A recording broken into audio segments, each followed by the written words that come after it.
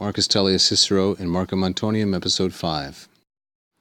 Ad singulara enim Marci Antony factum festinat oratio, dictaturam, quaiam vim regii potestatis obsederat, funditus ex republicas sustulet, de qua re ne sententias quidem diximus, scriptum senatus consultum, quod fieri velet, attulit, quod recitato, auctoritatem eius sumo studio secuti sumus, eique amplissimis verbis per senatus consultum gratias egemus. Continuing then with this sentence from the previous episode. In fact, enim, this is why he's passing over many things, as he says, to that remarkable deed or action of Marc Antony, my speech is now hastening, festinat oratio.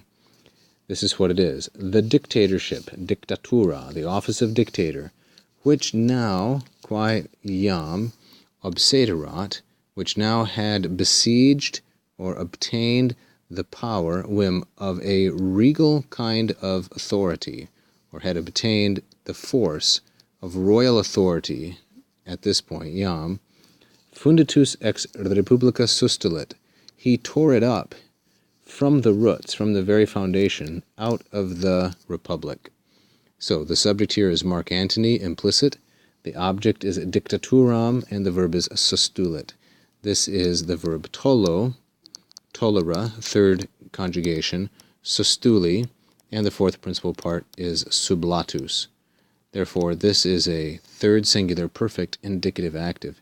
He ripped out of the republic, from the roots, funditus, from the very foundation, the office of dictator, which had already acquired, quae iam obsederat, the force of kingly authority.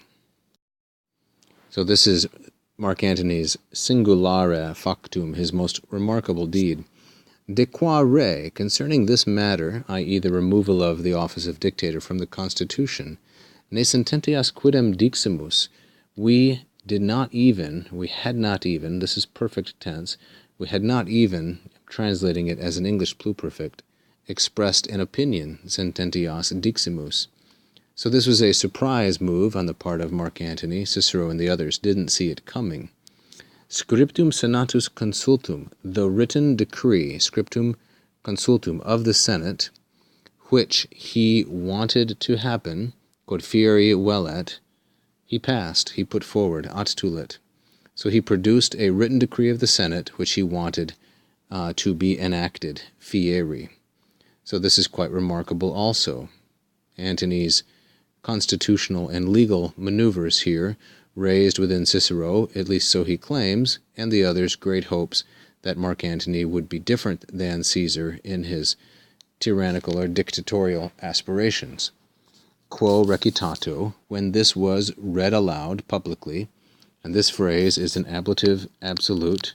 We have a pronoun in the ablative quo, participle in the ablative recitato, and it is grammatically distinct from the rest of the sentence.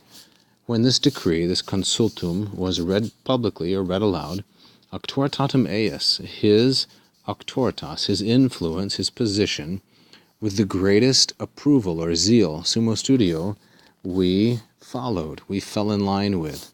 Secuti sumus, this is the verb sequor. It is deponent, so it can take an object. It takes auctoritatem. We followed his auctoritas, his influence, with the greatest zeal, and eique, to him, ae is dative, and masculine and singular dative, and to him, with the most effusive words, amplissimis verbis, through a decree of the Senate, we thanked. So gratias egemus, we thanked him through a decree of the Senate with the most complimentary words.